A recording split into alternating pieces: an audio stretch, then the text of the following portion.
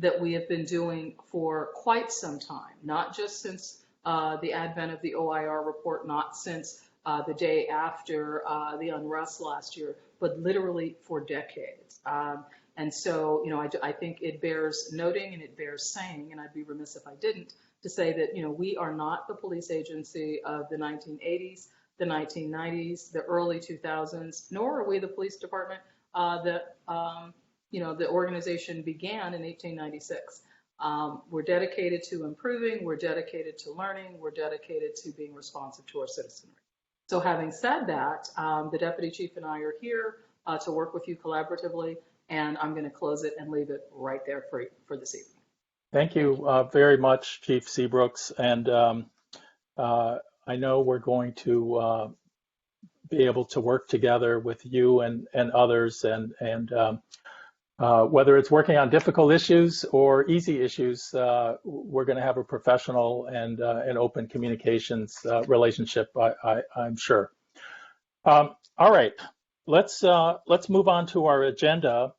I would like to reorder the agenda by moving forward item 10A, which is our ad hoc committee reports, to the front of the agenda. And to reorder the agenda, I need the commission to vote on that. So would someone make a motion to move that agenda item forward? Hi, yes, this is Commissioner Scott. I make a motion that we move agenda item 10A to the beginning of the agenda. Is there a second? I second that motion. Okay, any discussion? Okay, hearing none, Ms. Parson, can you call the roll, please? Sure. Commissioner Brown, sorry, Chair Brown. I'm voting last.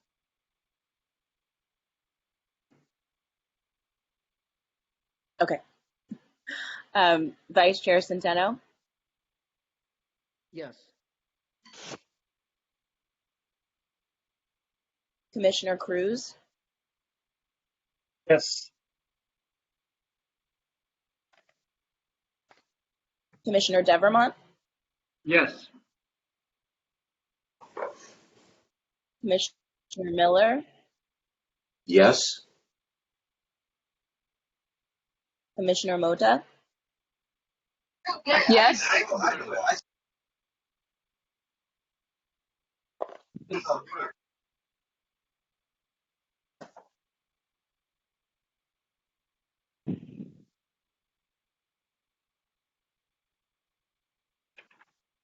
Commissioner Negrete, I couldn't hear you. Yes. Thank you. Commissioner Rahman. Yes.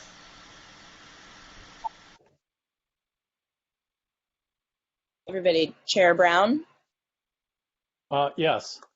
So the motion passes. Now we're going to turn to agenda item 10A1, and I want to encourage all our commissioners, as we're getting organized here, to always read the agenda and the agenda packet in advance of the meeting, because we expect that there will be important information in there. So 10A is receive and file reports from the Commission's ad hoc committees and provide direction to staff on next steps. And 10A1, which we'll do first, is the ad hoc committee on Smpd complaints, investigations, and discipline. And there is what we're calling a chair report, which are my notes on what this agenda item is about. So let me just summarize that. It was in the handout. First of all, remind you all that the ad hoc committee members are Commissioner Devermont, who chairs the ad hoc committee, Vice Chair of the Commissioner Centeno, and Commissioners Cruz, Mota, and Negrete. And note that the delegation to this committee was to make recommendations to the Commission concerning the following modified description from the agenda discussed at the Commission's special meeting of May 26, 2021. And I won't read that full description, but it's in the packet. but essentially it says we need a debrief on the existing Smpd system for review, investigation, and discipline concerning alleged violations of Smpd policies and public safety. We also need to receive information about the range of practices currently in use for oversight of investigations, complaint, and discipline around the country, and to gather expert input on the issue. And we'll also need information from the chief with insights and observations about what might be appropriate. And the commission should also receive an overview of legal and regulatory setting within which these rules will operate. And ultimately, the commission should draft a set of preliminary recommendations in order to meet the 150-day timeline set by the City Council when it adopted the ordinance that established this commission. So with that, I have one question for our city attorney on process, but with that, I'd like to get the ad hoc committee's report. And my question for City Attorney Cardona is, at what point should we get public input? Should it be after the ad hoc committee report or before? You can choose to do it in either place. Typically, commissions have heard the report and then taken public comment before taking any action on the report. So Thank the public you. comment has to be before the commission takes action. Okay, thank you. Okay, so ad hoc committee chair Devermont, would you like to give us the update on what your committee has been doing? So the ad hoc committee had its first meeting. Everybody was in attendance. We went over our duties and sought to further crystallize our mission and what the intention of our ad hoc committee was. And in line with everything that Chair Brown just said, we decided that our main goals were to gather information regarding the procedures and policies of discipline and investigations into discipline, and to use that to provide the report to the commission. Within that, and under that, we came up with a list of materials that we feel we will need the IG, once it's appointed, or staff to gather. I will be reading that soon so that if necessary, we can have a motion to recommend to or to request it from staff or the IG. But we also decided that one of our recommendations, and obviously this is subject to change once we get all the information, was to make a permanent subcommittee to advise and participate and oversee disciplinary procedures arising out of all complaints that may come against officers within Smpd. As you all know, a subcommittee is a permanent institution, an ad hoc committee is not. Of course, this will have to be in consultation with the city attorney's office regarding the legality and the extent of the powers that our commission will have. And that's kind of where we're at. I'm happy to read the materials we are seeking to request at this moment. One is, and it might be revealed tonight as well, Smpd procedures for receiving a complaint. Number 2, Smpd procedures for adjudicating a complaint.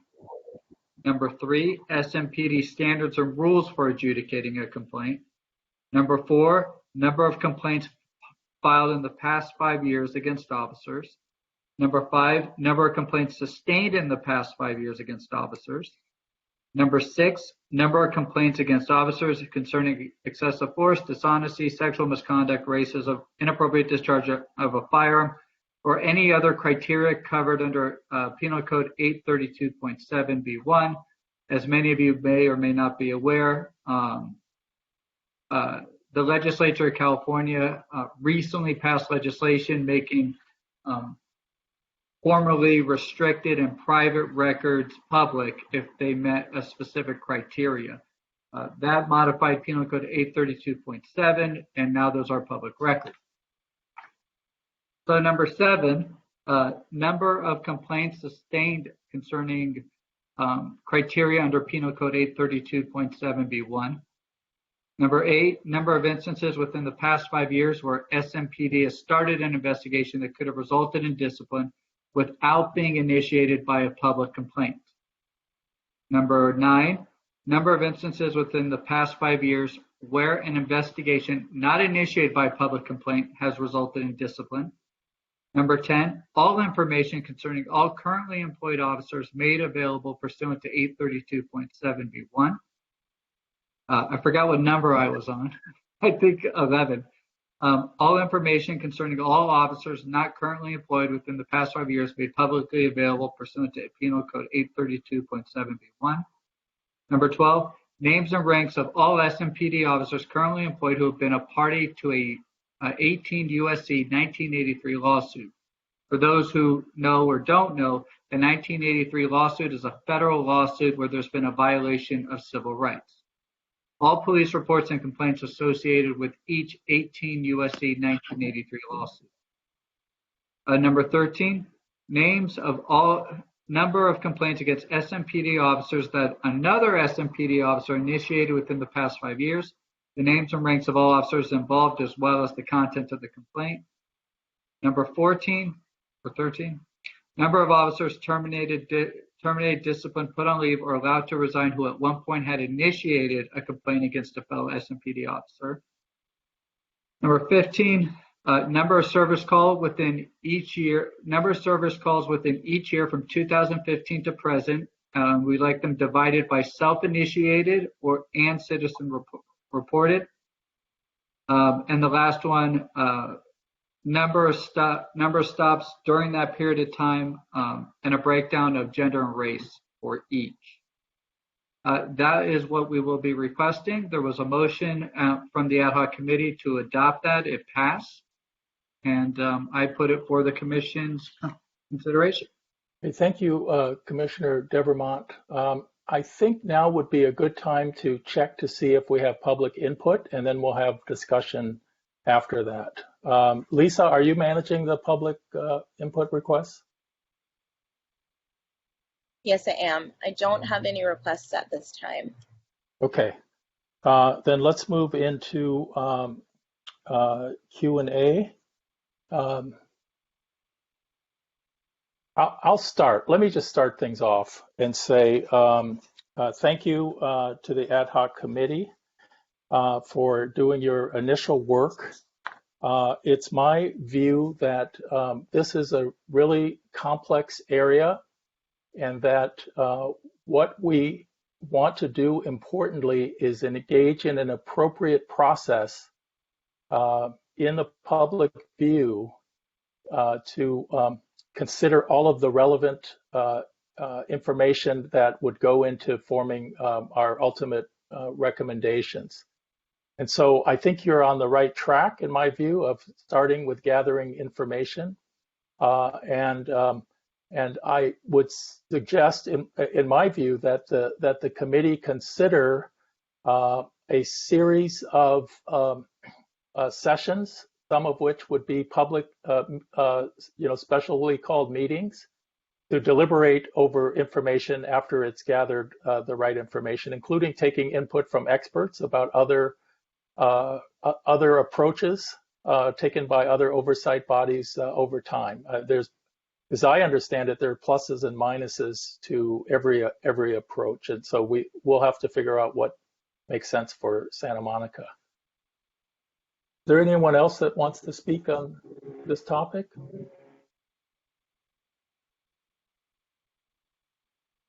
Okay. Well, yeah, I do have to. Okay.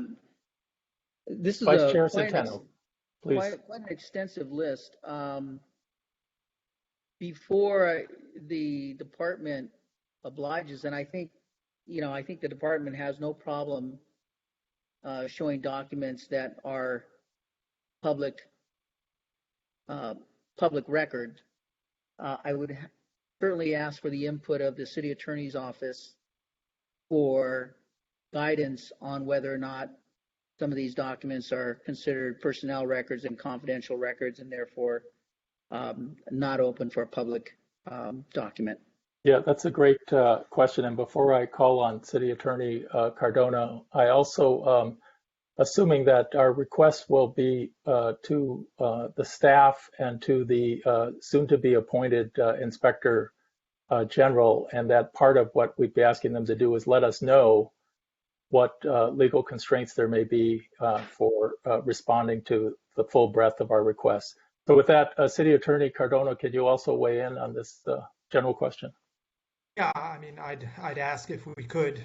It sounds like you have that list. Obviously, if the commission decides, you can give that to us, and then we will have to review it to see what we can produce. I mean, Commissioner Devermont has correctly cited, Penal Code 832.7 and the recent change in law. So some of that information has recently been made public, but we're going to have to parse that and see what we can produce. And then alternatively, what the IG can look at and potentially summarize. So we'll go through the list and take a look at it and see what we can get you and get back to you if there's some stuff that we think isn't material that we can simply provide to the commission. Yes, Commissioner Devermont. You're on mute. You're on You're mute. still on mute. I'm actually glad this was brought up because this was a topic of discussion in the Ad Hoc Committee, and obviously is one that us lawyers come across frequently in LAX court. A question that maybe this isn't the time to really sparse this out, but I was wondering whether an Ad Hoc Committee or the Commission as a whole would have the ability to view certain restricted documents in a closed or in-camera hearing. So as of right now, that's not the case. That would be the IG who would be acting on your behalf. And once we get the IG on board, the IG would have authority to view those documents basically on behalf of the commission and then report back. So that's the way that the ordinance foresees allowing access to materials that otherwise would not be public. So, yes, go ahead, Commissioner Devermont.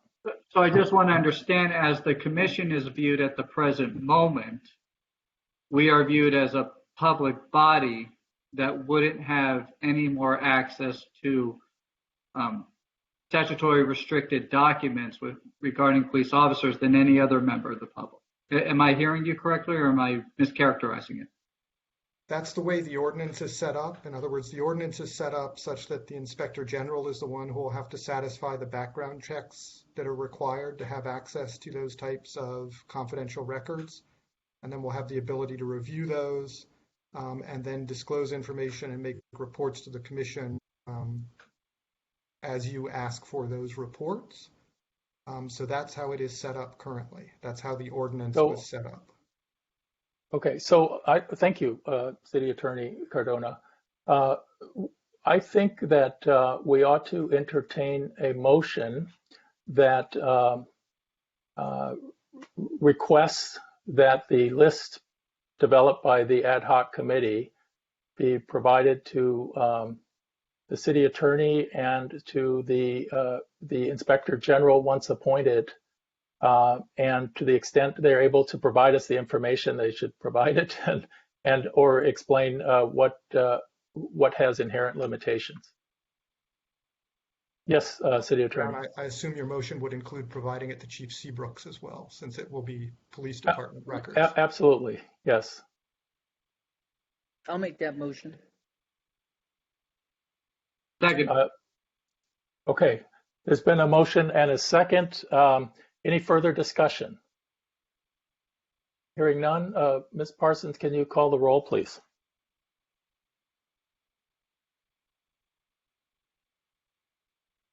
Yes, I can. Presuming you want to go last, Commissioner Cruz. You're on mute. Yes. Right. Commissioner Miller.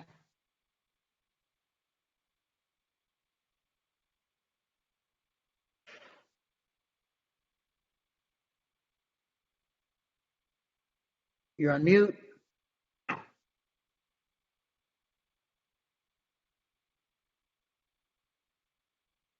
Commissioner I apologize. Commissioner Miller, yes.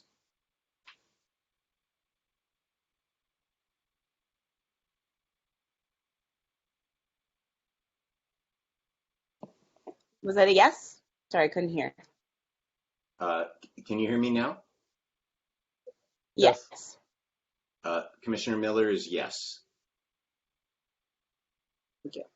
Commissioner Mota? Yes.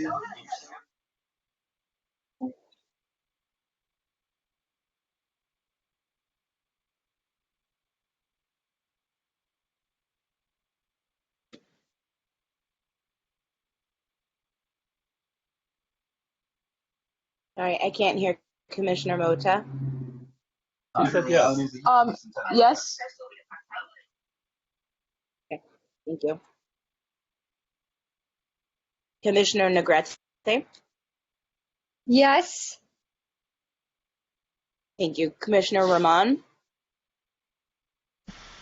Yes.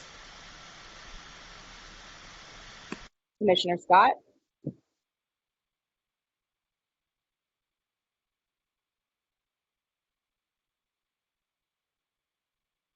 Yes. Thank you. And Chair Brown? Let's note that Commissioner McLaughlin-Basari has joined the room, and let's see if she wants to vote.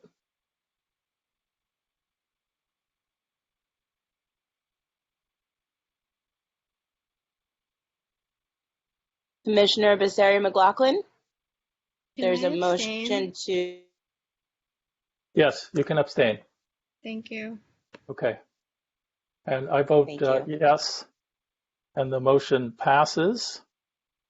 In addition to that motion, I guess I would like to suggest, I don't know, we need a motion, that you continue to provide the commission with updates and suggestions on what process we should use going forward.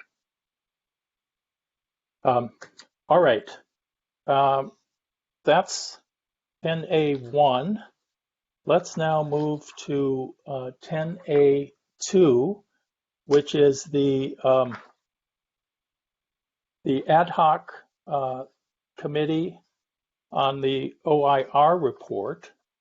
And let me read the chair report before we turn to the committee. This ad hoc committee, the members were Commissioner Scott, Commissioner Miller, Commissioner Rahman, and Commissioner Morena. And the ad hoc committee was delegated the initial responsibilities to review the OIR report and identify the priority themes and recommendations the commission should focus on, and to propose a process for the commission to follow. The delegation originated from the following agenda item from the special meeting of May 26, 2021. I won't read all of it, but essentially it said we should schedule several meetings to evaluate the OIR report and its implications for our work. The meetings might include hearing further from OIR on its findings, hearing from the interim chief regarding the findings, and opportunities for members of the public to provide their reactions, input, and suggestions. And the commission should develop ideas for policy changes and other actions that should occur in light of the commission's evaluation. And it also notes that we should be provided a summary of other after action reports that were issued by other cities for protest activities that occurred during the same period as the Santa Monica protests last May. With that, let me turn it over to the ad hoc committee and get your report. Good evening, everyone, and thank you, Chair Brown. As the ad hoc committee, we've received, read, and carefully considered the outside after action report on 531 conducted at the council's direction and funded by the city. We also intend, as Commissioner Brown said, to review the internal Smpd after action report as well as the outside after action report product performed by the consulting firm hired by the police chief and funded by the city, and that's the former police chief. And we believe all the above are important to understanding how Smpd and in particular its leadership performed on May 31st, 2020. On those most critical several days that preceded and followed, all of this again is extremely important as we explore these normal processes of this commission and how we move forward. And having said that, our ad hoc committee has based our response around core themes that we found prevailing throughout the OIR report. Further, we've identified the recommendation numbers as being those we deem of highest priority. So our core theme, and we will trade and take turns on speaking to each of the core themes. I will begin with the core theme of leadership infrastructure. And this is focused around recommendations 1 and 29, which again explores the internal challenges that Smpd was facing prior to, during, and even after the 531 incident. And that goes into working with area partners to develop solutions, officer preparedness and resources, develop written protocols to ensure operation plans are developed, define overall field incident command. So we'd like to take a deeper dive in that core theme of leadership infrastructure from the day-to-day, even into the overall field incident. And again, the recommendations for that is recommendations 1, 29, 2, 3, 4, and 26. And now I will lead to Commissioner Miller to speak on officer well-being, which is our next core theme. Well, thank you so much, Commissioner Scott. Are you able to hear me okay? Yes. Great. The subcommittee recognizes, or the ad hoc committee recognizes, as I trust the full commission does, that we are very blessed to have on the order of 222 very, very dedicated public servants that take on a hard job, take on considerable risk, and are really key to the safety and well-being of our community. So in looking at the OIR report, the ad hoc committee identified as a crucial priority how these 220 or so sworn officers, how's their wellness? What does the department currently do to look after their well-being, in particular their mental health, their own sense, which was voiced so to the OIR people. They acknowledged how they felt such an outpouring of emotion from the officers that they met with in terms of their own experience on 531. We recognize this as being very critical. There's healing that needs to occur in many arenas, but one of the critical arenas is the men and women that serve us as police officers. There is clearly hurt there. There is clearly healing that is needed, and both from familiarity with services available to the officers, and also having had the opportunity to hear from some officers directly myself, including just earlier today when there was a Zoom call with a number of officers. There are good services. They do feel that there's a good infrastructure there to support them.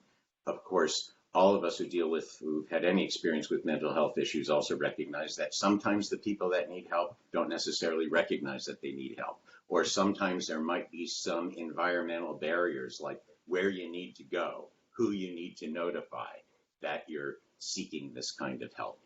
So that's an area that we are that we recognize as priority. We also felt that the OIR report, left a piece out or didn't address a piece that we see as key to officer wellness, and that is the wellness of the culture of Smpd. So, for example, if you're one of the 100 or so officers that did activate your body cams on that critical day, how are you feeling in terms of the culture that you're working in? how has the leadership of the department contributed to your well-being or your lack of well-being? Is there a cultural divide between these roughly equal number of officers who did and who did not activate their body cams?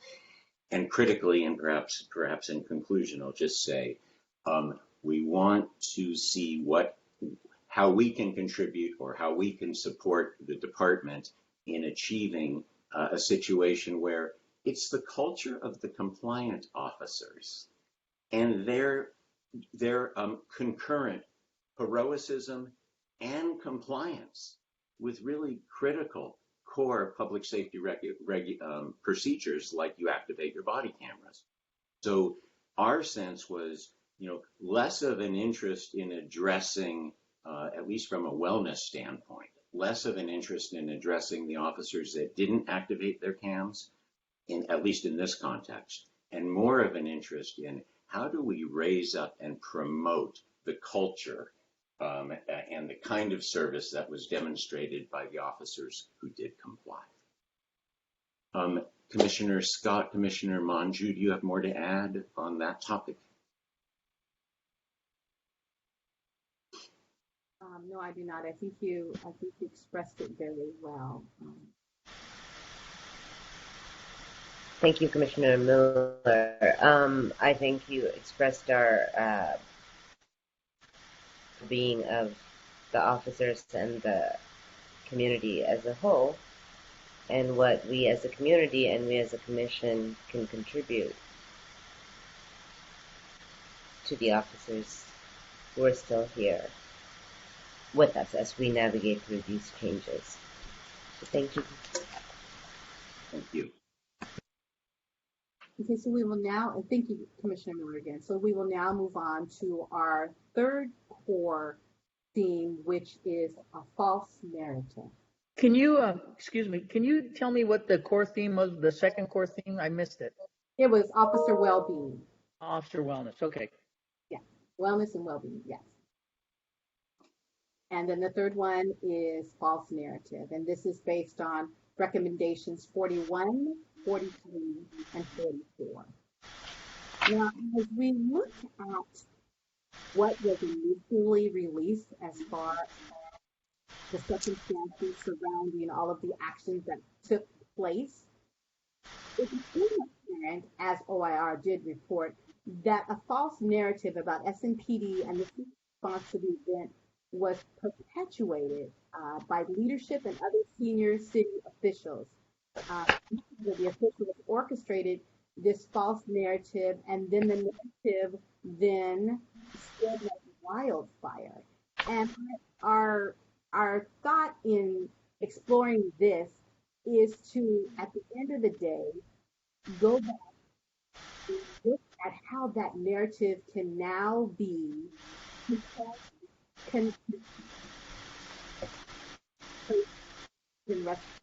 Your sound is going in and out a little bit.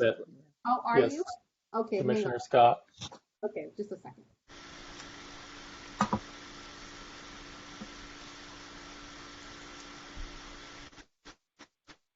Is that much better? Or not? Am I better? Well, I don't know if it was the fan. You were just breaking. Your audio was breaking. Okay. Yeah. It's the fan. I'm sorry. Apologies. Okay. So let me just continue on then, or start a little bit more. So this focus is on the false narrative, and basically, as I stated previously, we're looking at taking a deep dive in this core theme for the purpose of how we can now control the narrative that initially went out for the type of incidences. You're still getting some, Commissioner Scott, we're still getting like every other word. Oh. It's like something that's pulsing with the sound a little bit. Yeah, I actually. You may want to turn your video off. Okay, I will do that. Thank you very much. Yeah, and actually, I didn't hear what the false narrative was.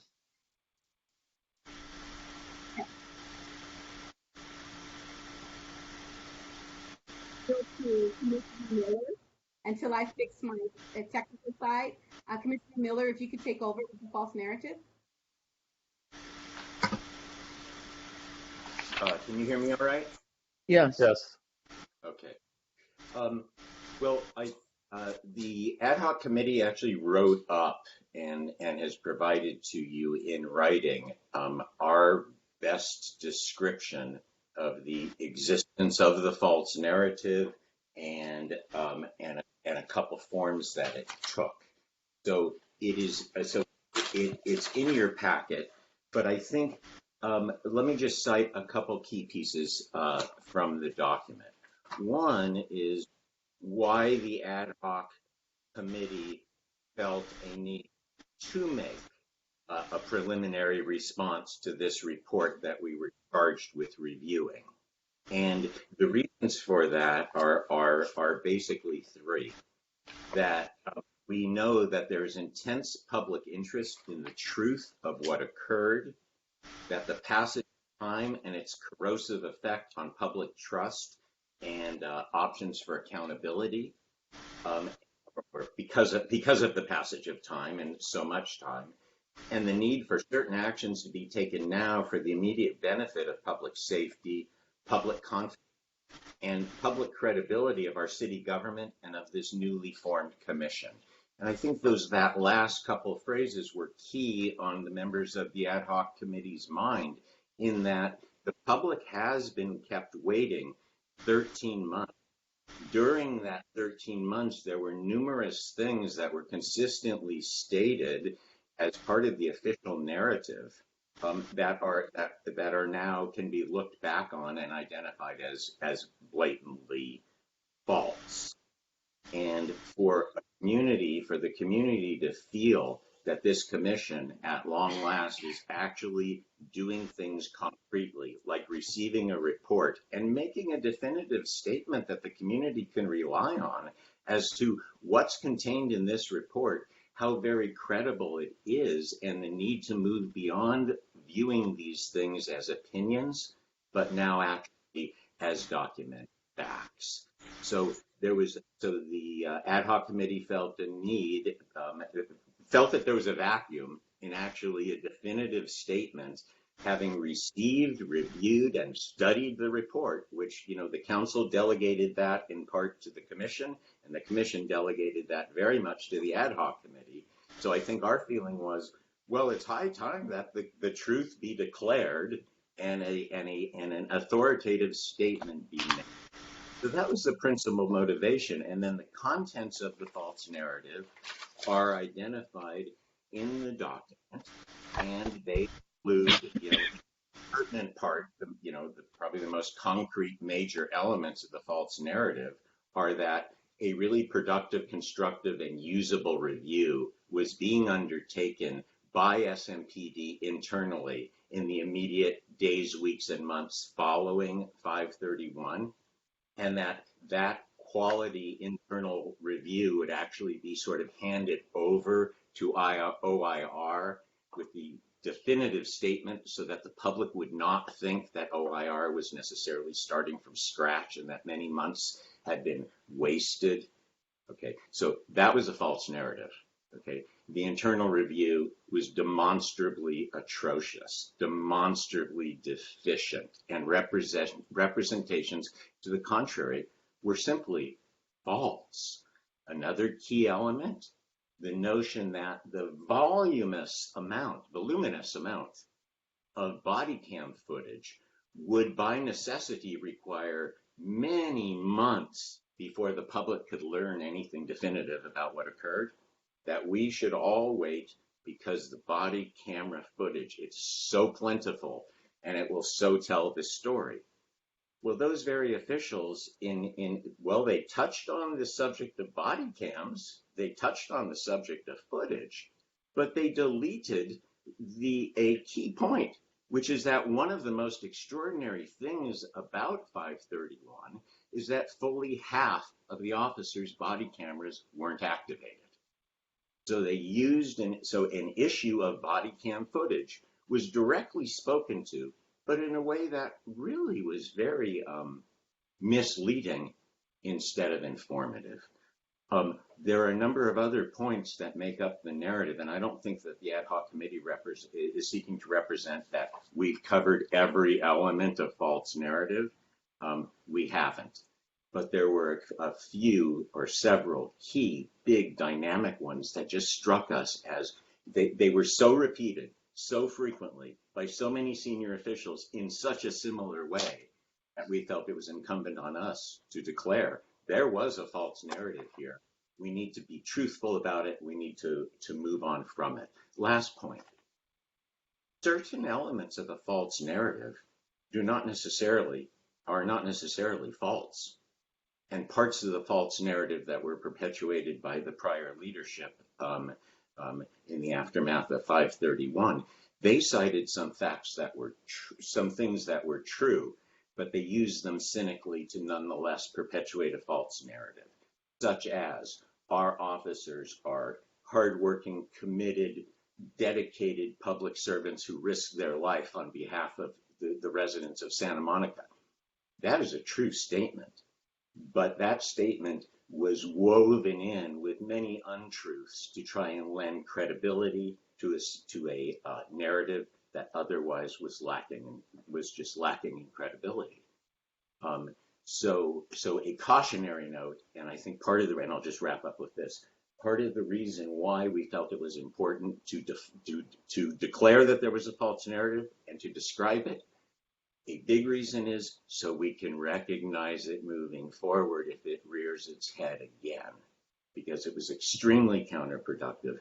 And I think the most significant sentence in this initial response from the ad hoc committee was to say the lack of transparency and the degree of falsity that occurred in the weeks and months following 531 were actually more harmful to the city and to the government, to the city government's credibility and to the police department's credibility than what occurred on 531 itself.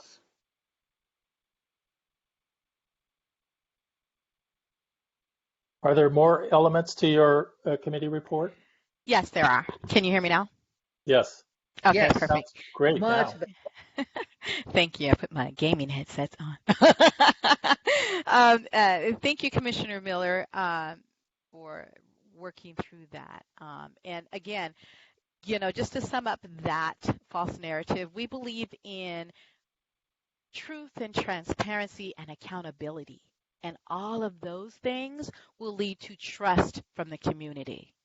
And so that is what we're really trying to reach, is a point of trust from the community. But we have to sometimes, as Commissioner Rahman says, have those uncomfortable conversations, which I call the courageous conversations, in order to reach that point. So our next theme is procedures on following protocol, and I will hand it back off to Commissioner Miller, who will talk about our concerns on that one. Well, this one that it's being handed to Commissioner Miller was a little bit of a surprise to Commissioner Miller, which is probably a good thing because it means I'm going to be quite brief. But and if Commissioner if Manju or Angela would care to chime in, please do. But it did not escape our notice. And by the way, I should say, I think our commission chairman set a very good tone by saying he has a bias toward forward-looking instead of backward-looking. And this commissioner happens to agree with him, and I think there's likely broad consensus on that, and I think there is within the ad hoc committee.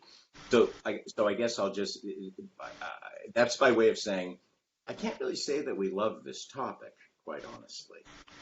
But nonetheless, a lot of footage showed a lot of things, and frankly, I suspect that I believe most of what was shown was heroism and extraordinary, courage and great conduct and protective services by our police department. There's a ton of that will show up in that footage. There are a number of things that are on the troubling side that were reported to be contained within that footage, and then within those number of things, there's a few things, like 2 or 3, that struck the ad hoc committee members as extremely troubling. There's incident that's reported where a seated person was struck with a baton as a method of motivating that seated person to move along. There is a report of in the process of cutting loose the plastic vines, that an officer cut the hand of someone. By the way, on that one, there's no indication that that was malicious. There's just an indication that that occurred. We want to be forward-looking, and we also just need to acknowledge that there was a considerable amount of time when you would think issues of non-compliance or issues of policy or procedure violations would have been pursued by the former chief. There's a period of time when one might think those matters would be pursued by the current chief. And then there's also issues of statute of limitations. So I would say in general, and not with no joy and considerable reluctance, I think the ad hoc committee members are saying, before statute of limitations run on every one of these matters, the buck needs to stop being passed, or at least, or in the alternative, we need to be transparent about the fact that for whatever set of reasons, we're letting this go. But we should do one or the other. And just to add to Commissioner Miller, for this particular theme, if anyone is taking notes, it's recommendations 18, 19, 21, 22, 23, 24, 25, 26, 37, 38. These are all the recommendations that pertain to procedures on following protocol. Commissioner Rahman, did you want to add to this? Did you want to speak on this as well?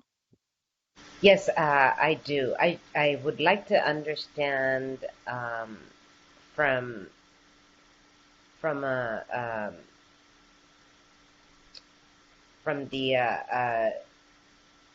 time when somebody when the cameras were not turned on, or if it was not in the moment sort of a functionality. But how long does the camera stay on for when it records? Were some of those that were not compliant, did the cameras turn off, or were they never turned on in the first place? And I would like to know what the longevity of a 41 camera is. I just posed that question. I don't know. Right. So I think we can pick that up during the discussion part when we ask when we do Q&A. Is that correct, Chair Brown? No, I don't believe we're going to answer those types of questions. What we're trying to find out right now is what is the committee's thinking about what's important. Right. Okay. Okay. Thank you. So did you have one more item in your report? I do. I'm ready. Thank you. And our last theme is lawful assembly best practices.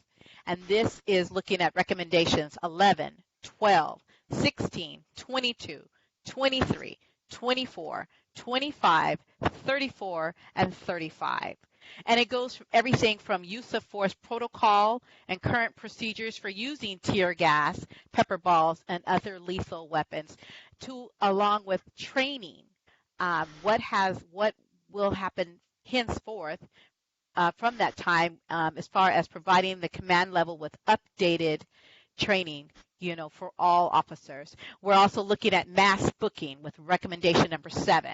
We know that, and Commissioner Miller mentioned it, there were several, errors that occurred during the mass booking, and we know that with the OIR report, it recommended that the department should review to ensure that the listed contact information and location and availability of all itemized equipment of those who were arrested for that moment, that they know where their items are, because we know a lot of people lost personal belongings, and there were other things. So again, we're looking into that theme of mass booking within lawful assembly best practices, as well as community awareness on lawful assembly rules, because there's no doubt that we will as Santa Monica does, we will have additional lawful assemblies. And so it would behoove us as a community to know exactly what those rules are so that we can also be aware. And that also, again, looks into the type of notifications when they announce that it was an unlawful assembly. How, we want to, again, look at how that was given out and following best practices moving forward. We have a better understanding of that. And then our final subgroup under that is equitable distribution of National Guard, and that is recommendations 1 and 29.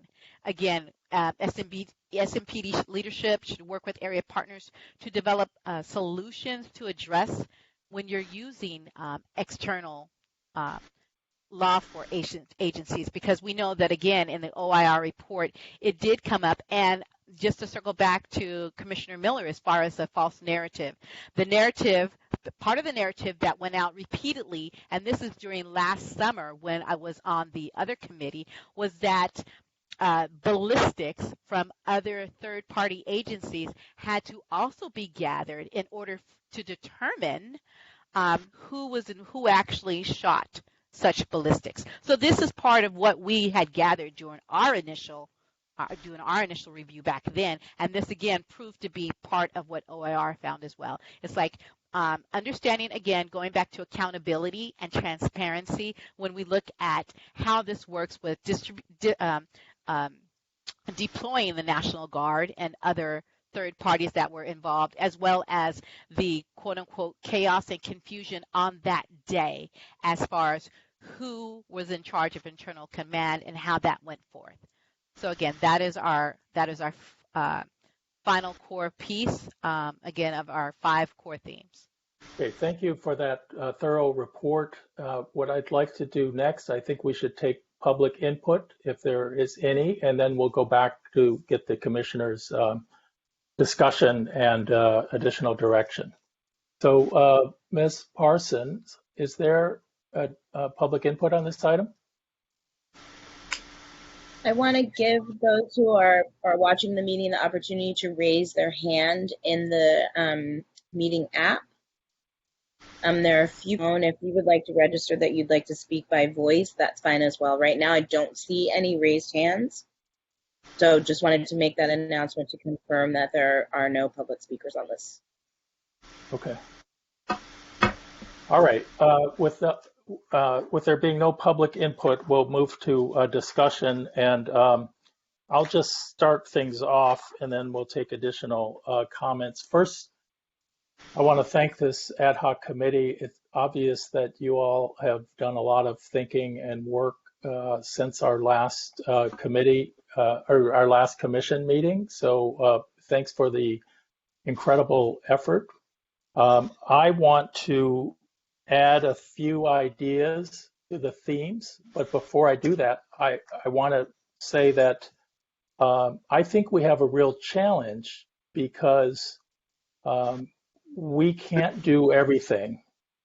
We're going to have to identify what are the things that are most important for our commission to look into. And as I've said to a few people, my bias is sort of forward-looking, while recognizing that accountability for what's happened also is important. So I don't have a solution to what we do about that.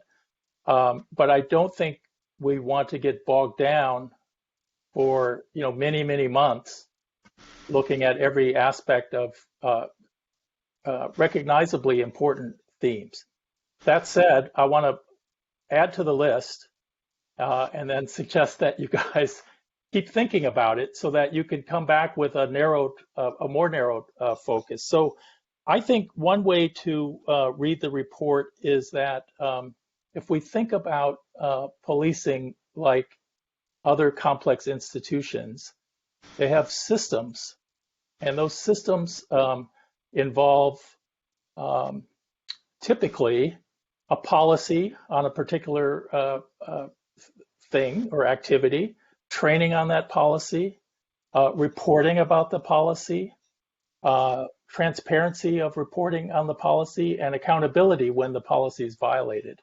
I think one way of reading the OIR report is that it's possible that some of the systems are broken, or at least have some deferred maintenance that could require some polishing up and tinkering. So, for example, use of force during protests, it's on your list, but I think it could almost be a category on its own, and all the subcategories of what they're calling less lethal weapons. So that's an important one. And I think another category you have listed, and that is the policies around First Amendment protected activity. And so I would almost be inclined to split the activity into two, and that is all of the policies surrounding what can happen when people are engaged in First Amendment protected activity. And then theoretically, there's a line that's crossed, and it's more complicated than simply crossing a line. But after that line is crossed and there's declared to be unlawful activity, all of the policies governing activities after that point in time. I think that would be one way of looking at it. And then my other category would be to think about some of the accountability issues. And you've mentioned them, so it's not necessarily different from what you've reported on. But we've seen two things that jumped out. One is the widespread non-compliance with the body-worn camera policy, and we might want to ask department leadership what they did about that, if anything. The OIR report suggests that very little has been done, but we might want to find out. And then another one is OIR report lists several specific items. I don't know if it was 7. I don't have my note in front of me, where they said the evidence that they looked at, and I don't know if that was camera footage or not, suggested that there should have been an administrative or investigative referral, and there was none. And that sort of jumped off the page at me. So I'll stop there. Well, let me just say that. So I think the challenge for the ad hoc committee is to both figure out what are we going to do with all of this and help us develop a work plan so that we have a handful of themes that we want to engage on, and that engagement will include public dialogue informed by input from the police department on the issue, possible input from the new IG, possible input from OIR maybe, and public dialogue. And we can't do that on 15 different things, right? It's got to be probably a handful of things. So we're going to have to figure out what those things are and come up with a plan for how to do that. I'll stop there and let's get some other input here.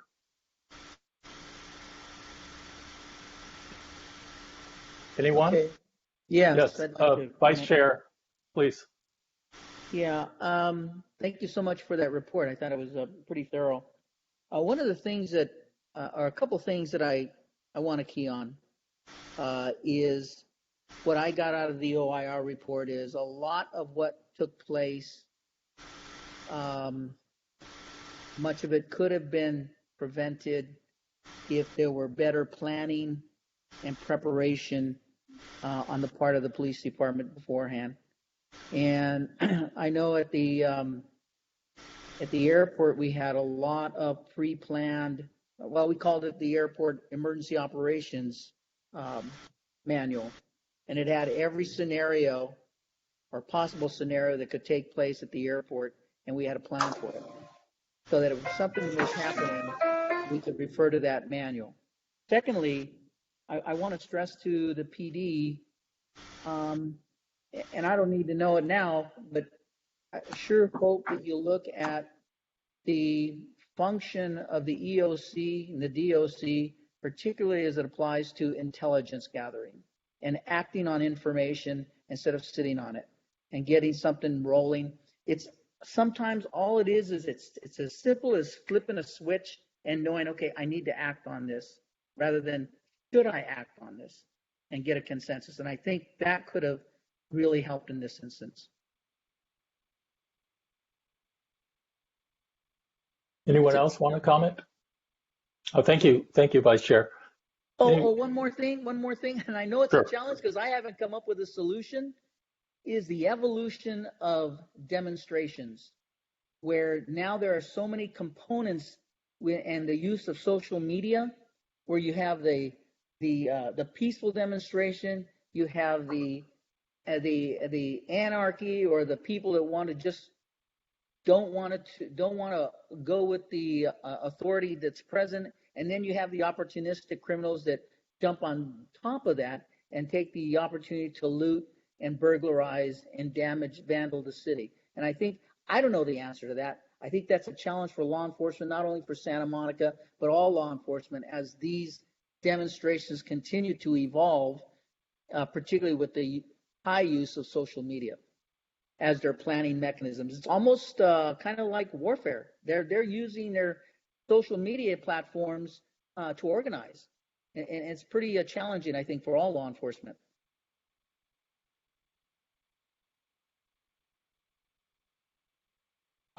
Thank you for that, Commissioner Scott. Actually, Can't hear you. can you hear me? Yes, now we Okay. can. Okay, thank you. We did discuss the lack of planning that took place, and that again is included within the leadership infrastructure. That's part of those recommendation numbers. So I definitely agree with you, Commissioner Brown, as far as narrowing it down to, even if it's just 3 core themes. But I would just suggest that one of those core themes is false narrative, and the ability to address that in a restorative justice manner. In that way, we can not only look at, quote unquote, the transparency and the accountability, but again, as we move toward having some form of a community, if you will, listening discussion around that false narrative and how the community moves forward. Because I think we still have folks who would like to find truth in that, find healing, and move on from there, but they first want to talk about it a little bit more. So that's the only thing that I would add to that. Thank you for that. I think what I heard you say there, and what I'm hearing about that is, for each theme, if we think about what are we trying to accomplish, and then you go to false narrative, you're saying you're not trying to accomplish rehashing old allegations. What you're saying is that you believe there's been community harm because of the way that false narrative played out, and that it would be productive and move towards healing of community and rebuilding trust to have a deeper dialogue about it. Am I getting that right? Yeah, that's correct. And I believe Commissioner Miller wanted to add to that. Yes, I think the chairman has it right, and I would just also add to the list of purposes, because some elements of the perpetuation of the false narrative haven't changed, and in some quarters, even the contemporary continued perpetuation of the false narrative hasn't changed. So I think part of the examination of it is to put a stop to it. And I think part of the examination of it is to recognize what its key ingredients, building blocks were, so that we can spot them more easily in the future in the unfortunate event that they arise. And as a community say, oh, we heard that before. We heard that before. We learned from that. And I would highlight that some of the elements that I would really call upon our police and other leaders to be really careful about invoking is how well trained these officers are and how well trained they've been for decades. It's true, but it's an odd point to bring up in the context of a colossal failure. So it's using a truthful statement to kind of put a not so truthful spin or a deflection on what actually is clear and present and needs to be owned and needs to be discussed. Okay, I'm going to try to wrap this up by asking if there are any other commissioners that wish to say anything about this. If not, we're going to return to the agenda and move to the next agenda item.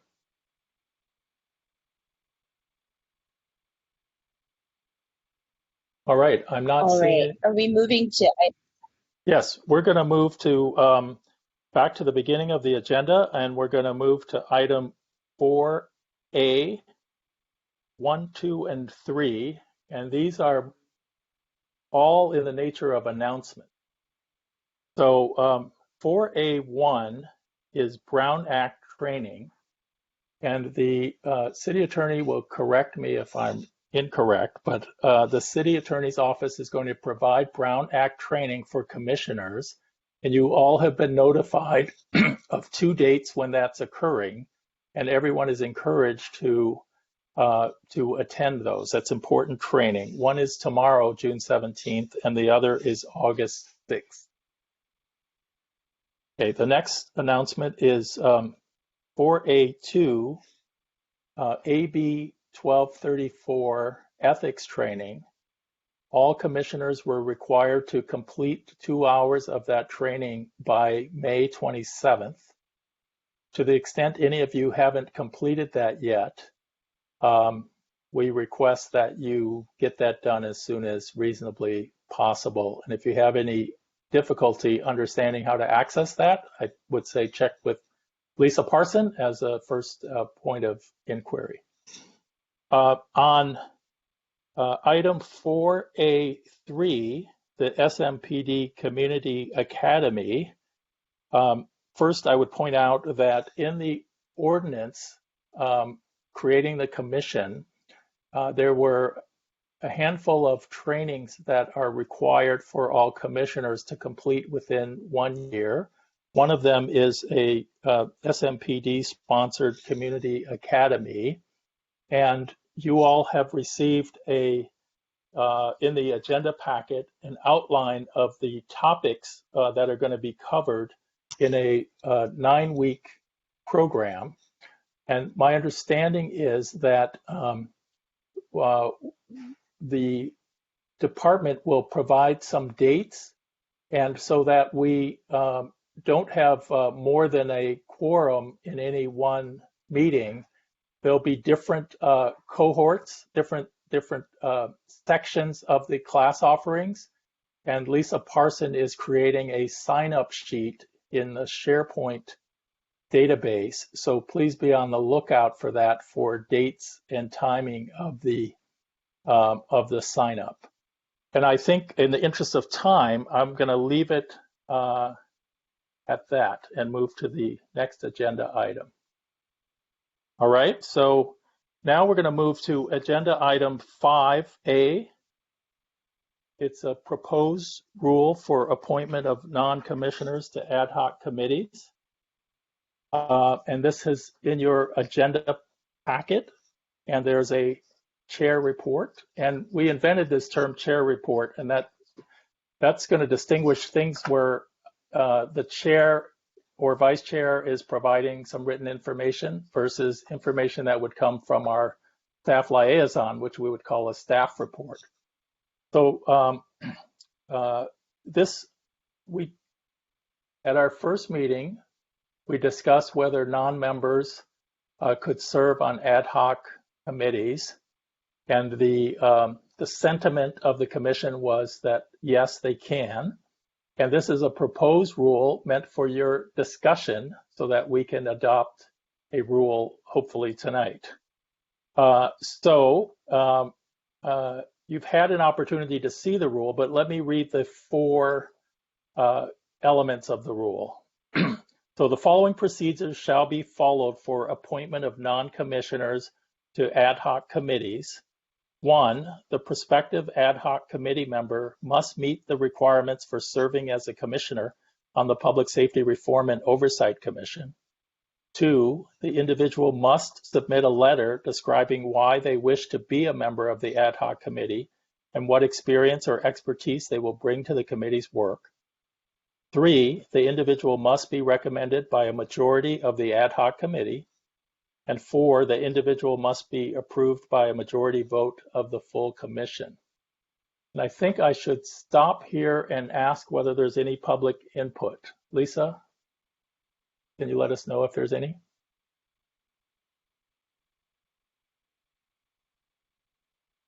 I am not seeing any. Again, I'll give the people who joined us by phone just a minute to note by voice if they'd like to speak.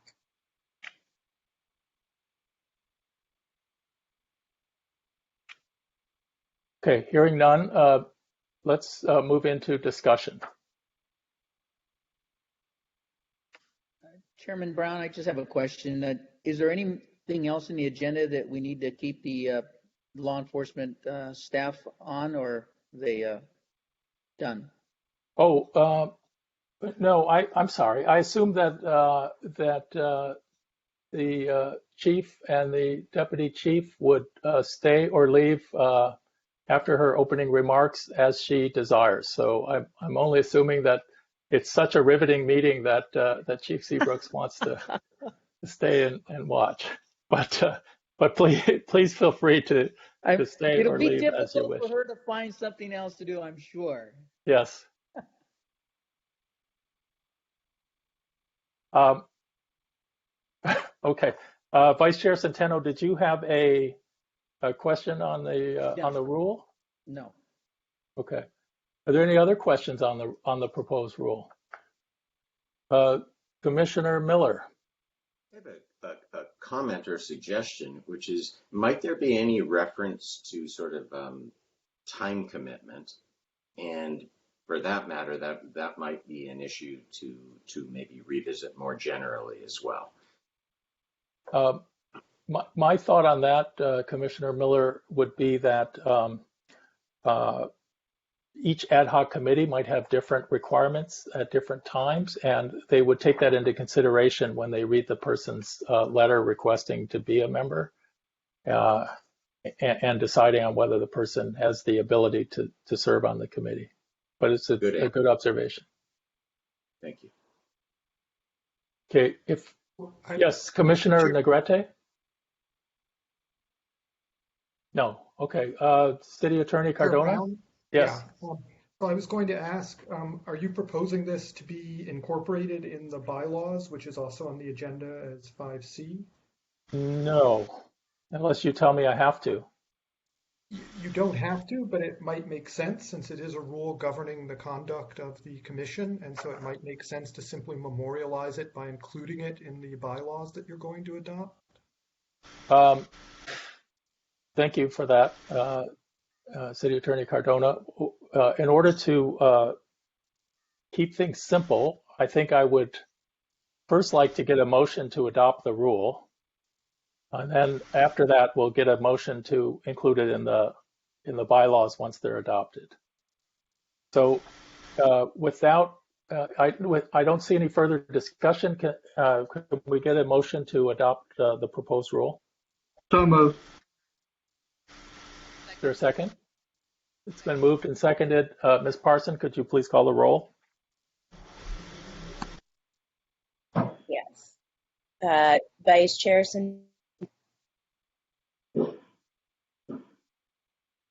Yes. Commissioner Becerra step away for a family emergency, so she will not be with us for the rest of the meeting. Commissioner Cruz? Yes.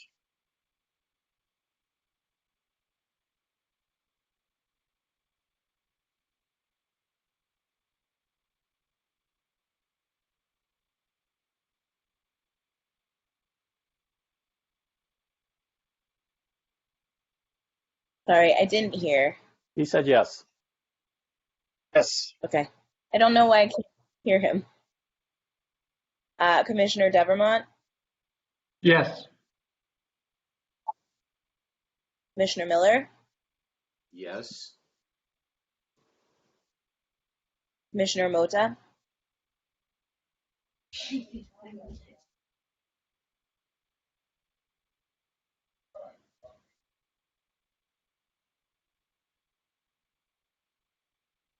Commissioner Mota, could you state again? I'm sorry, I couldn't hear.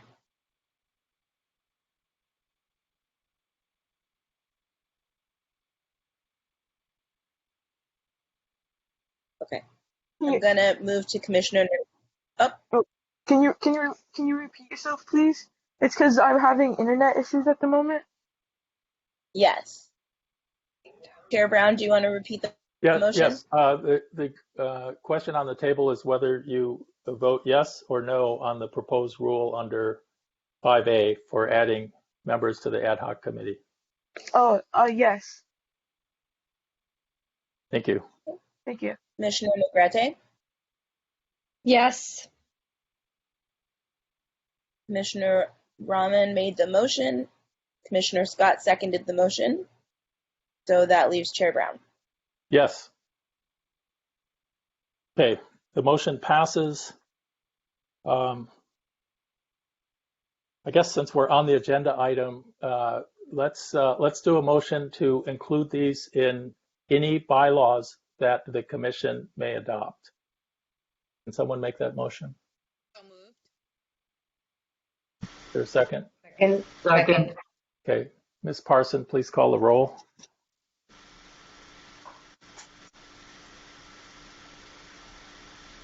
Vice Chair Centeno?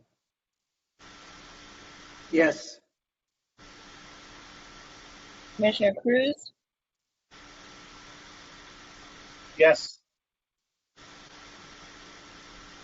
Commissioner Devermont, were you the second? I couldn't hear who won that race. I'm pretty sure it was me. It Okay. Commissioner Miller? Yes. Commissioner Mota? Yes. Okay. Commissioner Negrete? Yes. Commissioner Rahman? Yes. Okay. Commissioner Scott made the motion, so that leaves Chair Brown. Yes. Okay, that motion passed. We're now going to move into 5B. Discuss and adopt regular meeting date and time of the Public Safety Reform and Oversight Commission. Essentially, what we need is probably a day of the week, a start time, and which week of the month. So it's been suggested to me that Wednesdays may not be a good day for all commissioners. So let's open it up. Does anyone have a suggestion? I generally think Thursdays are the best day for me, absent weekends, but I don't know if the commissioners want to do weekends. But Thursdays are the best. There's a lot of Democratic Party political meetings on Monday, Tuesday, Wednesday. I'm late for one as we speak. Ms. Scott maybe as well. So Thursdays would be the best for me. Thursdays are good for me also. But if we could also be mindful on when those Thursdays fall, because the school district, SMMUSD, also has school board meetings Thursdays, I believe. So if we could be mindful of that as well. Do you have a suggestion? We need to pick is it the first, second, third, fourth Thursday? What Thursday would you like to meet? Commissioner Scott. Don't leave it up to me. Could I interrupt with a question for the city attorney? Sure. City Attorney Cardona, in reading the bylaws, it looks like I'm to put in a numerical date rather than a weekday. Is that not correct?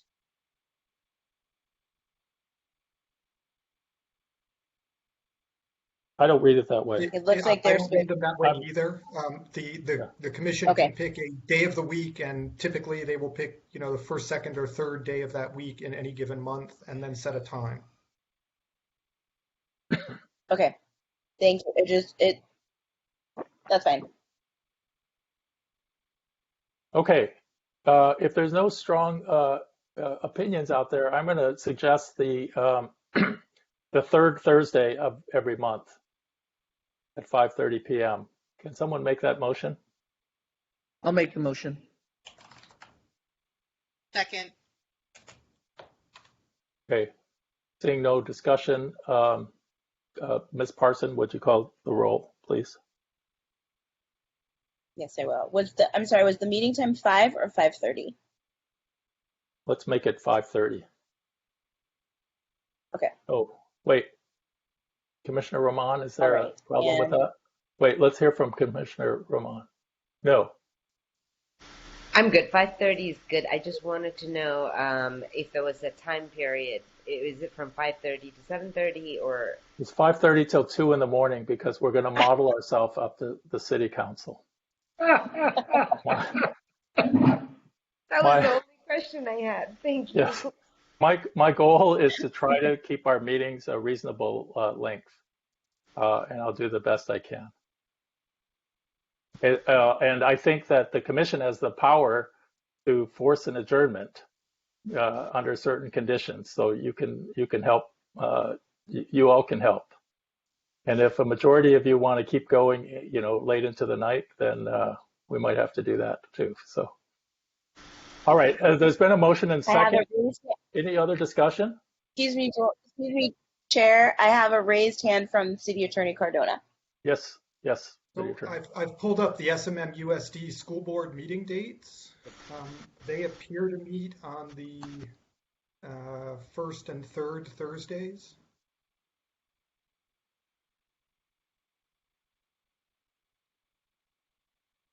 That's going to be a problem for you, Commissioner Scott?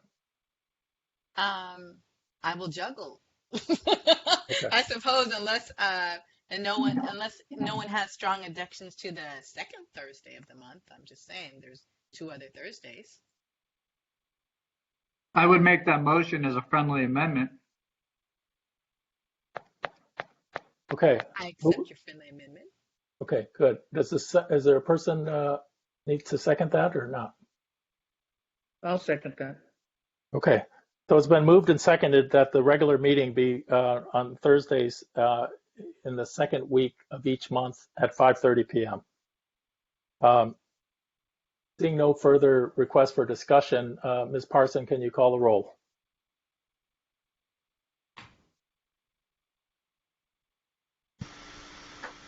Yes, I can. Commissioner Cruz? Yes.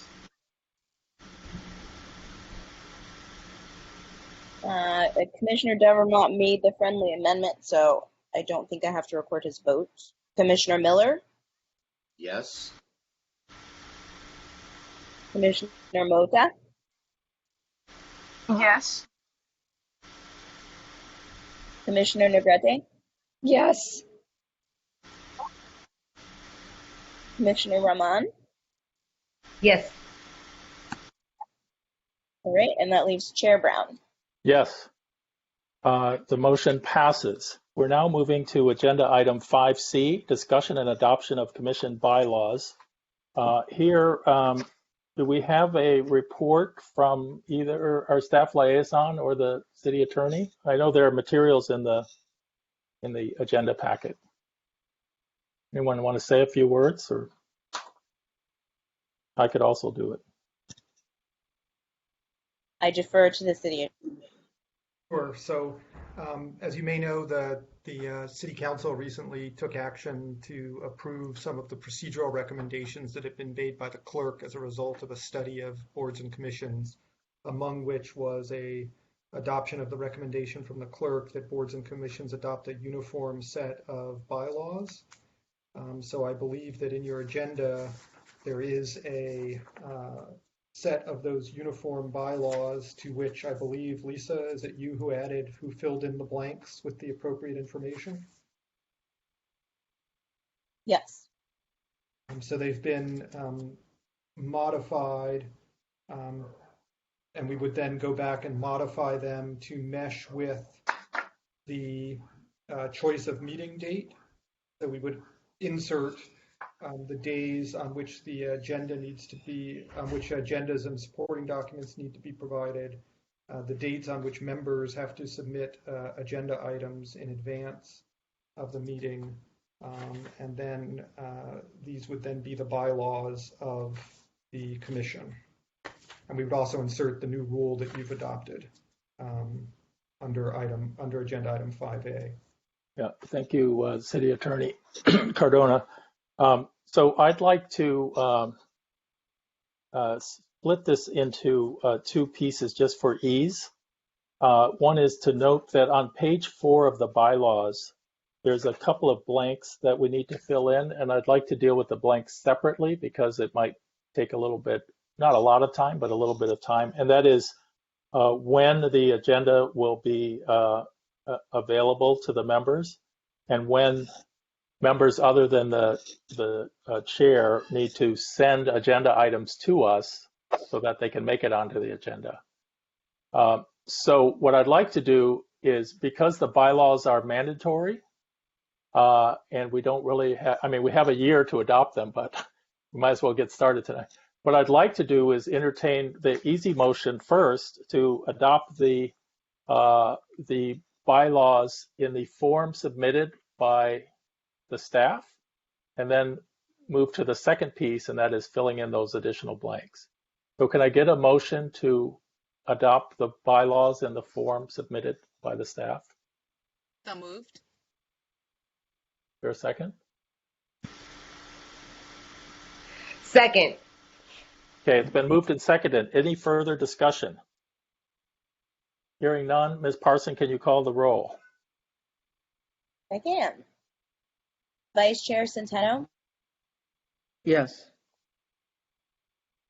Commissioner Cruz, Yes. Commissioner Devermont, Yes. Commissioner Miller, Yes. Commissioner Mota, Yes. Commissioner Negrete, Yes. Commissioner Rahman was the second, Commissioner Scott made the motion, so that's Chair Brown. Yes, the bylaws have been adopted. Now, as I mentioned, on page 4, there's some items blank about how agendas are timed. And it says, this is, let's see.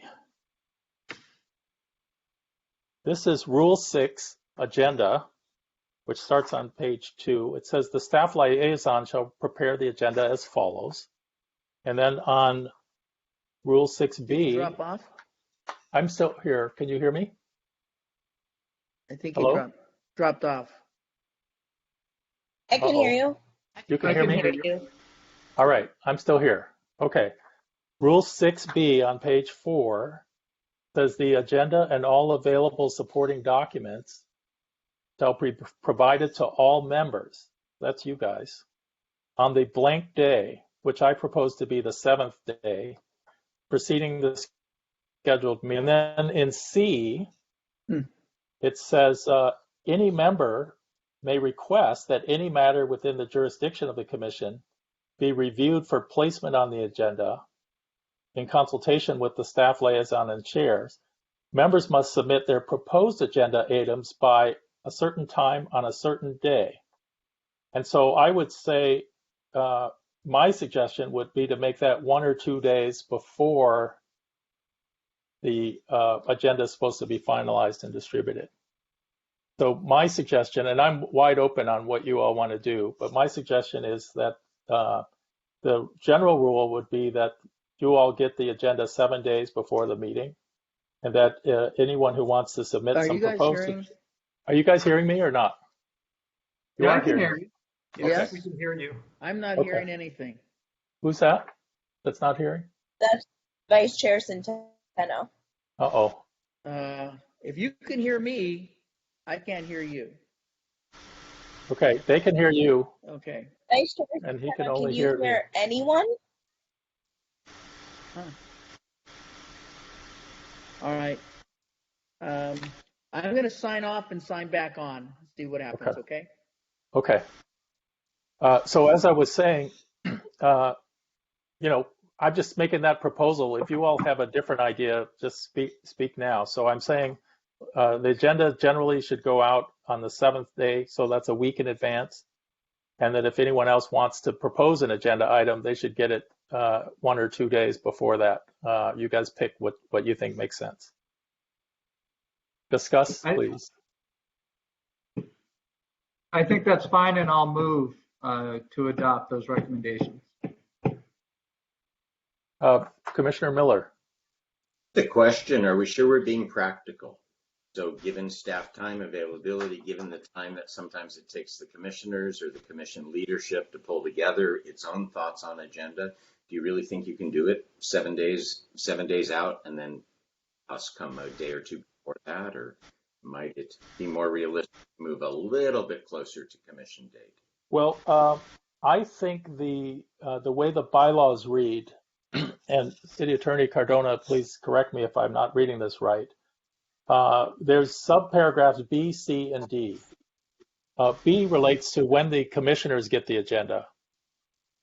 And then D says that the city clerk has to post it in accordance with the Brown Act, which is a slightly different. It's no later than 72 hours prior to a regular meeting under the Brown Act. Is that right, City Attorney Cardona? So 1 week is a standard thing that most of the commissions do, and there is a clause in there. It's 1 week preceding the scheduled meeting or as soon thereafter as possible. So there are occasions where, for a variety of reasons, items can't be prepared a week before, and so then they're just released as soon thereafter as possible. But that 1 week would be a practical time frame. Okay. Yeah, I'm okay with the week, Commissioner Miller. It can be amended as well, so. And Chair Brown, with respect to C, because your meetings will be on Thursdays, that means that the agenda will have to be posted by 5:30 on Monday. So in terms of members submitting proposed agenda items, I don't know if you want to make that the Friday before or. That's a good idea. Well, no, actually, so I'm sorry, City Attorney Cardona, the proposal is that in B, we're going to put 7 days. Yeah. So that would be the Thursday before is when the agenda is supposed to be completed. And if other members want proposed items, they would have it on the, I would say the Tuesday before. Okay. So that's the 9th day. So the motion is 7th day in B and 9th day in C.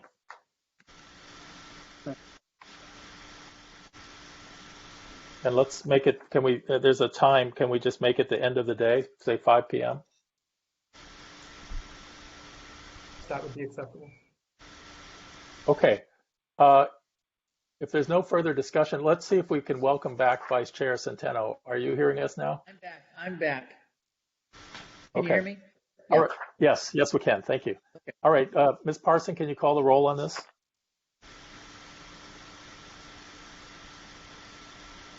I can, but who made the motion? Or is one not necessary?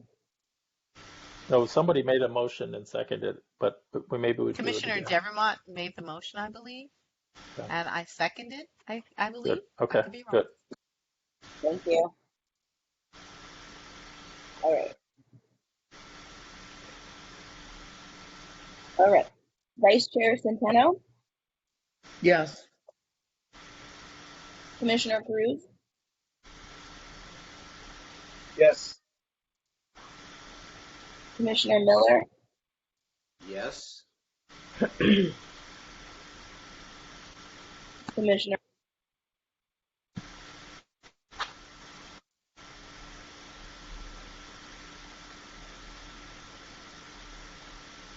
Lisa, we didn't hear you quite on that last one. Commissioner Mota,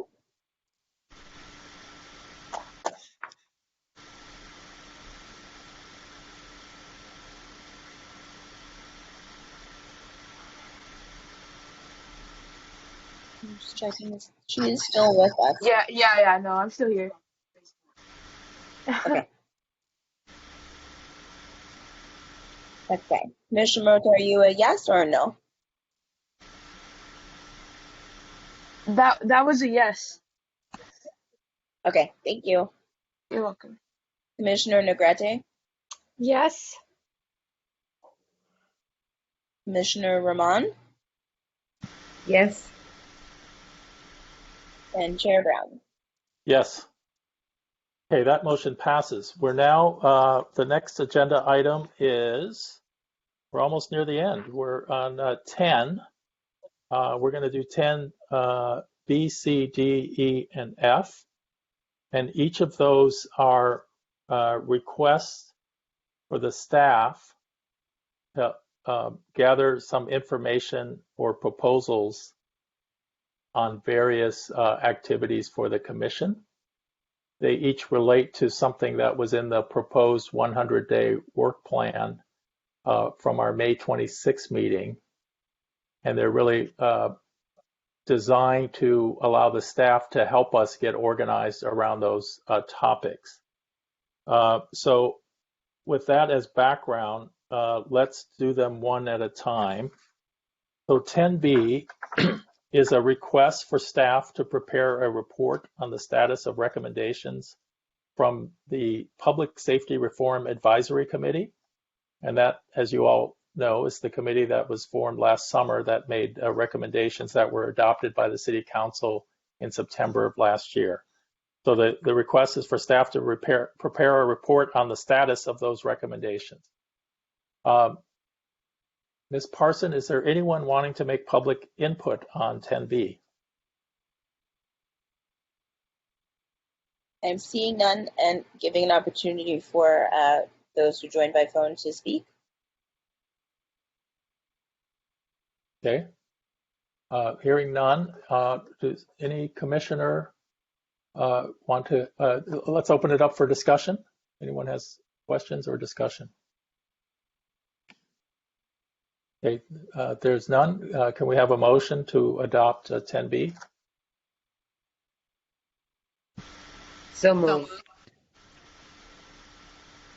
Second. Okay, I got Commissioner Rahman as the mover and Commissioner Devermont as the second. Ms. Parson, can you call the roll? Yes, I can. Hello? Yes. Commissioner Cruz,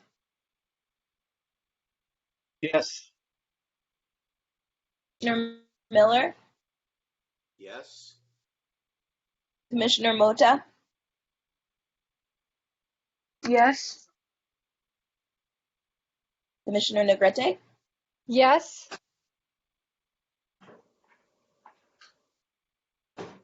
and Thank you so much.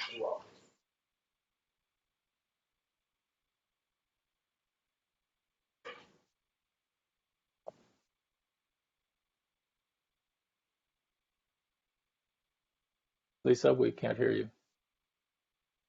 I couldn't hear Commissioner Scott. I don't know. I didn't know if she said it or not. Oh, we didn't even hear you ask, but We yes. didn't hear you ask. Okay. Oh. He's a yes. That my dramatic pause, yes. And Chair Brown. Yes. Okay, that motion passes. Moving on to agenda item 10C. This is a request for staff to prepare a proposal on structuring community engagement and community input into the commission's work. Again, that's from the original proposed 100-day work plan. And this really has to do with helping us figure out what's the best way for us to receive community input and engage with the community. Is there any public input on this, Ms. Parson?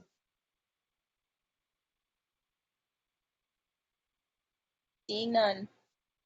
Okay, any discussion? And our left. So that's it. Okay, Commissioner Miller. Question. So what is the amount of time that the staff would be expected to put into this proposal Who would the staff people be? Do they have expertise, and do they have expertise in this area? The answer will be, I'll let Ms. Parson answer, but part of my answer is that it depends, and that to the extent that they need expertise that is not available, I would expect the staff would report back to us whatever the limitations might be, whether it's time or expertise or ability to get information. Ms. Parson, can you add to that? Most of it. The staffer's me, and I have about 15% of my staff time to devote to commission work. I do actually have expertise in community engagement, and so likely what I would put before you were a few models for you all to deliberate over. And if we don't make the staff request, then Commissioner Miller, we're going to appoint you to an ad hoc committee to do it, which is a fine thing to do. Second. Yes. Okay, any further discussion? If not, can we have a motion? Commissioner Negrete, were you trying to speak because you're on mute? I wanted to make a motion. Oh, thank you. Okay, so it's been moved. Is there a second? Second? Okay, it's been moved and seconded. Ms. Parson, can you call the roll, please? Yes, I can. Vice Chair Centeno? Yes. Commissioner Cruz? Yes. Commissioner Devermont? Yes. Commissioner Miller? Yes. Commissioner Mota? Yes. Commissioner Negrete? Yes. All right.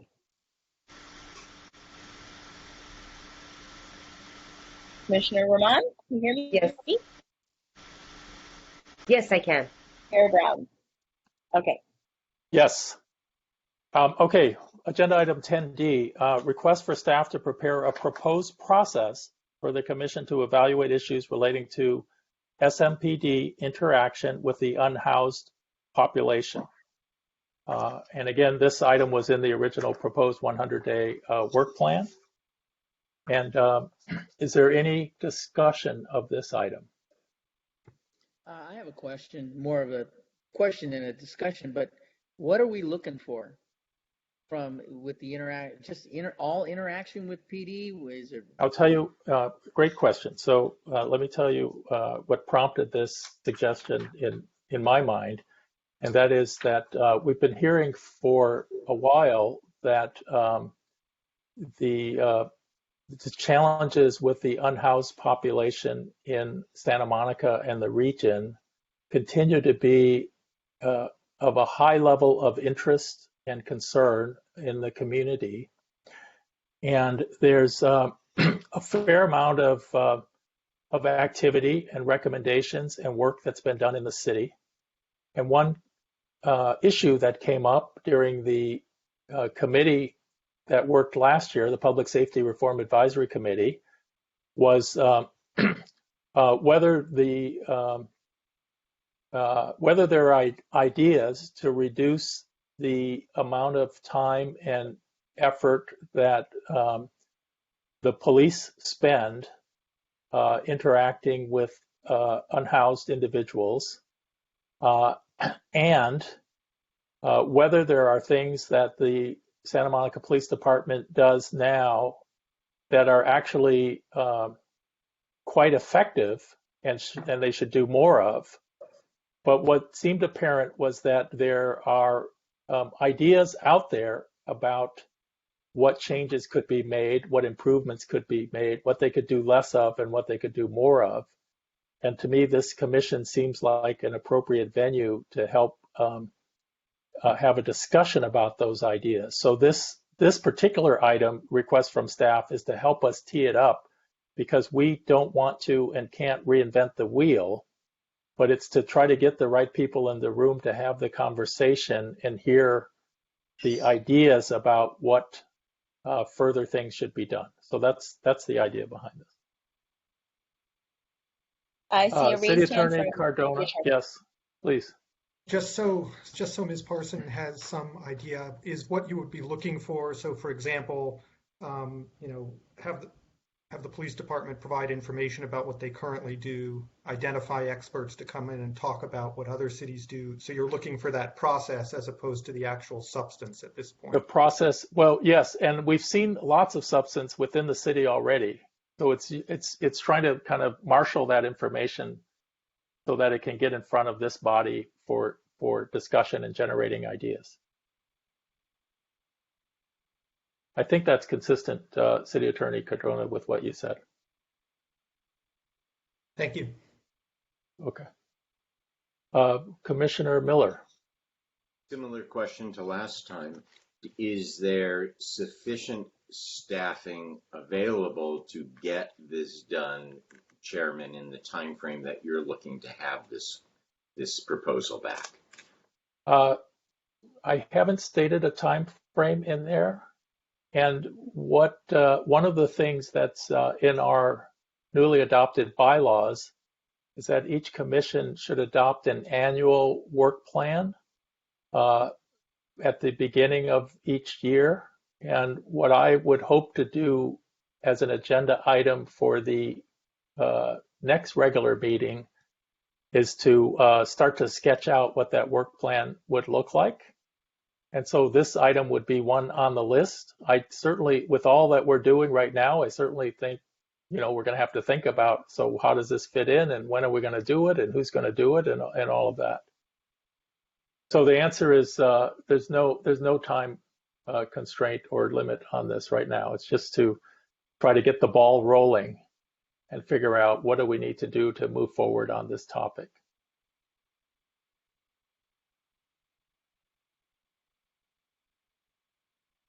All right, I don't see any other hands up. Can we get a motion to adopt 10D? So moved. Been moved. Is there a second? Second. Ms. Rahman? I think I got Ms. Rahman there.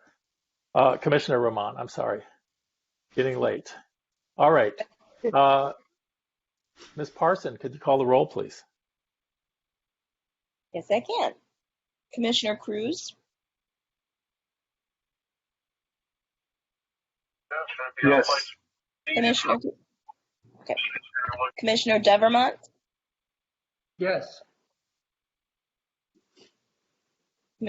Commissioner Miller, Yes. Commissioner Mota, Yes. Commissioner Negrete, Yes. Commissioner Scott, Yes. and Chair Brown. Yes, the motion passes. Moving to 10E. 10E comes from the ordinance, and the ordinance number is 2.50.02 subparagraph E. That's the ordinance creating the Public Safety Reform and Oversight Commission, and it requires that commissioners within 1 year of appointment get training in understanding racial equity. And so this is a request for staff to find out what's out there, what's available to be provided for commissioners. Discussion? Ms. Scott, Commissioner Scott, I'm sorry. Thank you. So I would ask, as we start to, and I guess this is, are we going to be discussing with various community groups, such as, the Black Agenda, the Committee for Racial Justice, the Interfaith Council? Are we going to be looking at those who we know are already doing the work in the community to present? And then also GARE, which is the diversity that is the workforce for the city itself, and see what is happening with the GARE organization as far as their equity in housing. I mean, not equity in housing, but equity in hiring and advancing and promoting within the city. I guess that's where my question lies, is which groups or which communities, how deep does this rabbit hole go? Where what are we going to be doing? Commissioner, do you want Ms. Parson to answer that, or do you want me to answer that? I guess who can best answer it, or Let maybe me both.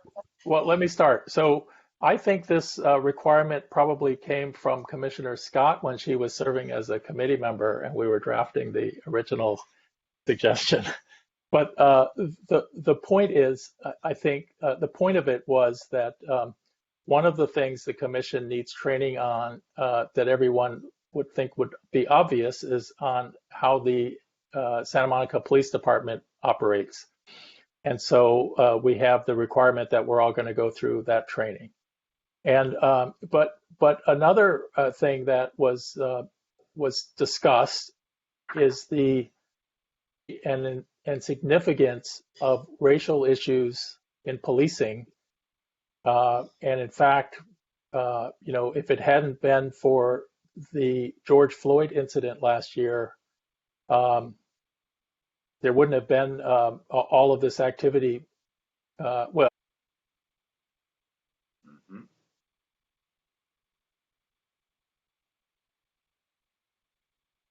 Did the chair drop off?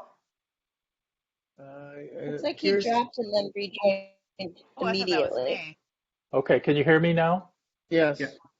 Okay. He's back. So I was giving you a little bit of the background of how this got on the list, but the point is that if we're going to do this work, we all need to understand something about racial equity and the issues that prompted the creation of the Reform Advisory Committee and then an Oversight Commission. And so the request is to ask the staff to namely Lisa, to go out and look around and see what's available and make some recommendations for what would be appropriate for our group. And we can do anything else on top of that we desire, if we desire. Sorry, Ms. Parson, please. Oh, just to say, my understanding of this item would be that I would find a training program for all commissioners to participate in. I am the lead for the GARE training team in the city, and we do implicit bias training for staff. And have completely trained several departments and are, on target to train the rest of the city within a year. So I would be comparable training to that versus presentations from different groups. But if there's a desire for presentations from different groups, I just need to get clarity on that's what you're looking for. Well, that would be a different request, I think, but I'm not weighing in on that right now. Right now is just a simple thing that you described, Ms. Parson. I'll move that we adopt it. It's been moved. Is there a second? Seconded by Centeno. All right, Ms. Parson, can you call the roll, please? Commissioner Cruz? Yes. Commissioner Miller? Yes. Commissioner Mota?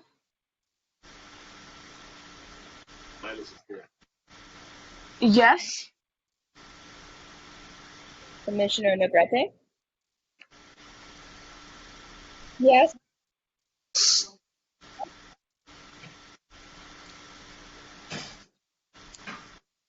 Did you get my yes, Ms. Person? Yeah, now I did. Yeah. Commissioner Ramon? Yes. And Commissioner Scott? Yes. And Chair Brown? Yes. Okay, item 10F, and then we will be pretty much done. This is to direct staff to identify additional training opportunities for oversight of law enforcement. That's another item on the list in the ordinance. Any discussion? Commissioner Scott. And so I know this goes back to our recommendations from the Safety Reform Oversight Committee. So I just want to clarify within this, are we looking at being trained from other commissions, oversight commissions, as far as understanding what the practice is and what's already in place is what I'm trying to say as far as Not necessarily. There's an organization called the National Association of Civilian Oversight of Law Enforcement, NACOLE, and they offer training. And one place we might look is to see what training they offer. But the idea was to get some training for the commissioners on that topic. And I assume it would be by an organized, established group. But I'm leaving it to the staff to look around and come back to us and tell us what's out there. All right, am I seeing a motion out there somewhere? Commissioner Cruz, question? Yes. What criteria is used to identify, an organization, in this case, to present to us, and who determines that? Well, I think the staff would, thank you for that question. I think the staff would try to identify reputable, established organizations that provide the training and then make suggestions to us and then answer our questions if we had doubts about whether, an organization was appropriate or not. Are we able to offer any input on that, or? I think that would be terrific if you've got ideas. I think, you could send them directly to Lisa, and if you want to send them to me, I'd be happy to take it as well.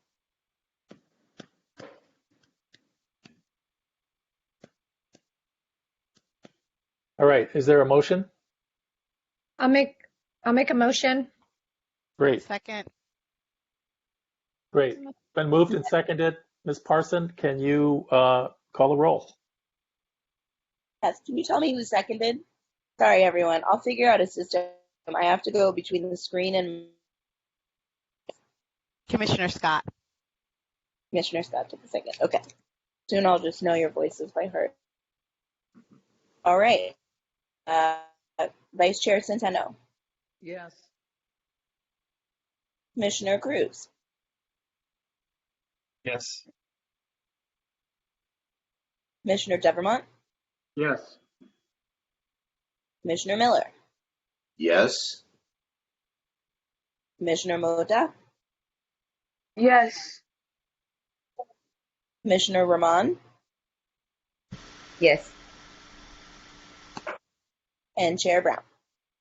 Yes. The motion passes.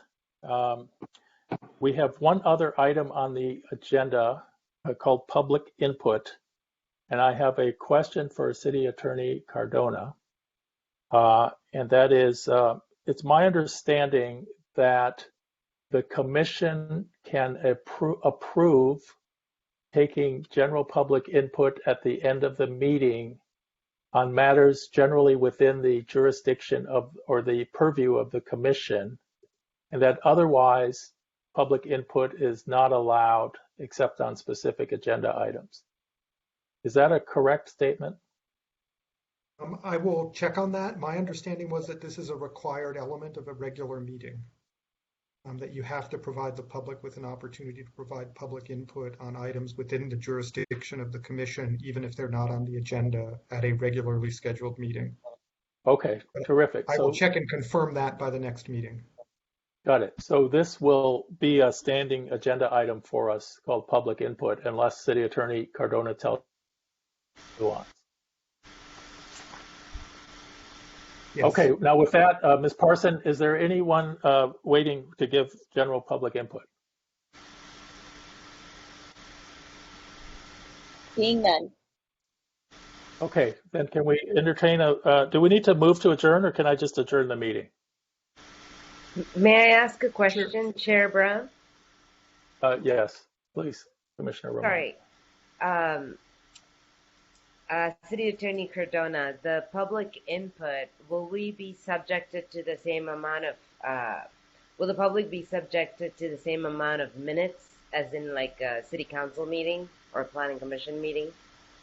Yes, your bylaws have time limits for public comment, so it would be under the terms of the bylaws, which I believe are similar to what's done in city council. Thank you.